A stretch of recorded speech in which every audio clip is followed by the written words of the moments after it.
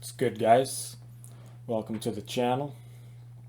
So, the more I thought about it, the more disappointed I got that Spence is now not in the fight with Manny Pacquiao. And it's not that Ugas isn't a good opponent or anything, that the more I thought about it, the more disappointed I was. It's just what was up for grabs for both fighters. You had Manny Pacquiao was going to beat the arguably the best, considered the best welterweight in the world in Errol Spence, a young, hungry fighter with all the belts except pretty much one, Crawford's belt. Like, I know Ugas got Pacquiao's belt, but really, that's Pacquiao's belt. And I'll get to that. But you had a 42-year-old who was fighting such a good fighter in Spence. And then you had Spence trying to take the torch from Manny to become the next star of boxing, pretty much. Because Manny Pacquiao is the last Mohican. He is the last legend. And for Errol Spence to beat him would be huge. And now either of them don't have that opportunity to showcase what they can do against each other. And stylistically, I thought it was going to be a great fight as well. Two southpaws. So an interesting matchup as well. So it's not that I'm hating on Ugas and I don't think it's a good fight, because I think the Ugas fight is a good fight.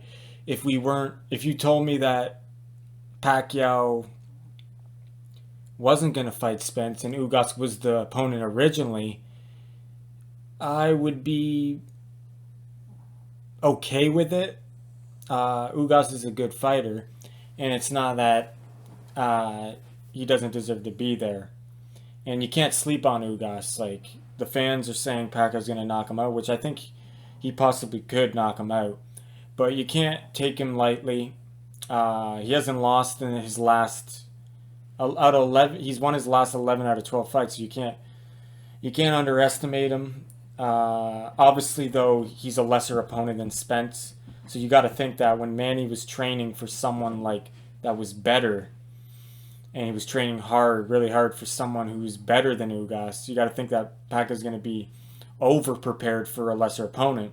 Then again, though, Ugas is a different style, and he's not a southpaw, so that could maybe mess with Manny a little bit. But I'm sure they'll adapt pretty quick in these last 10 days. They've already gotten orthodox sparring partners in. Manny's already put the rounds in there, so I don't think I think that Manny will be over prepared, and this will not be it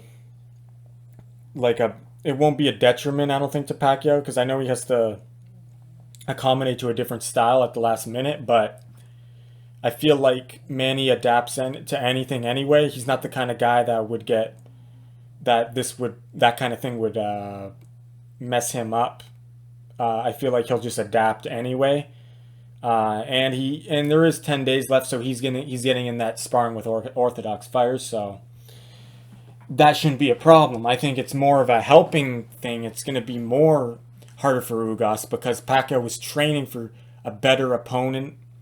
Like, I'm not saying like Ugas never fought Spence, but on paper in the eye test, Spence is better. He's the better puncher, the better boxer, and the better record and everything. So, and he's younger, and he's bigger than Ugas, better reach. So I think that the fact that Pacquiao was trained for someone better, he's going to go over prepared into a fight in a good way to beat someone who's not even on that level. But you train for someone. It's just like I'm in Dragon Ball. I'm in the Dragon Ball Z universe, right? I'm training hard. I'm Goku. I'm in the hyperbolic time chamber. I'm training for Cell in his perfect form, right? And then I come out of there, and he's not in his perfect form anymore. I'm fighting him in his semi-perfect form. I'm over-prepared, right? I'm ready to fight perfect Cell, not semi-perfect Cell, but now I'm fighting semi-perfect Cell. Who do you think's going to win, right? So you know what I'm saying? And maybe perfect Cell fights different than semi-Cell, right? Different styles, but there's such a gap. And I'm not saying that Spence is way above Ugas, but he's definitely a step above Ugas. So yeah, I just feel like the switching opponents won't really affect Pacquiao because some people it would, the style change, and sometimes the guy getting the short notice step in it benefits them. But in this case, I think uh, it doesn't matter. It actually might even be better for Pacquiao because he has been looking very good in training as well. So, but yeah, back to the fight. I'm so excited for it. I'm just disappointed because what was at stake here? What the reward was? Since I'm a Manny Pacquiao fan, the reward Manny would have got for beating a Spence would have been huge. It would have put him even better. His legacy wouldn't even got even better, even if that's possible. I don't know if that's even possible still, but I think it would have been. His legacy would have been even improved to an even higher level than it already is, and that's just nuts. But I feel like beating Ugas won't do that for his legacy. Obviously, if he does very well against Ugas and he gets him out of there and dominates him, that will obviously be a good win still, just because his age, right? But if he just squeaks by and wins, it's not going to really do anything for his legacy. He has to really dominate and knock him out to even add a little to the legacy, right? In Ugas. But I think the number one thing is the selling point here for this fight is that should be Pacquiao's WBA belt. That's Ugas's belt, that belt that he has, he got from Pacquiao. Because Pacquiao wasn't fighting in the last 2 years because of COVID and he was in politics, right? And he was a champion in recess, so they demoted Pacquiao to the regular title and they upgraded Ugas to the Super WBA title. I know it's confusing, so many titles. So really, Ugas has the official WBA title. When you go on the website, who's the champs? It's Errol Spence, Crawford, and Ugas. And Spence has 2 belts. Crawford has 1. Ugas has Pacquiao's belt that Pacquiao rightfully won from Thurman in a fight. So yeah, they're fighting. That's the good selling point to this fight is you're gonna find out who the real WBA champion is, and I think that's what Ugas said in the press conference. I liked how he said that because it's true. So that's why I'm disappointed. Not only was it going to be a good fight with Spence, and stylistically, just the matchup was very good. Too good to be true, a lot of people were thinking when it first got announced. It was. And it was going to happen, and then now it's not going to happen. And just what was at stake for both fighters. And it was just going to be a great fight as well.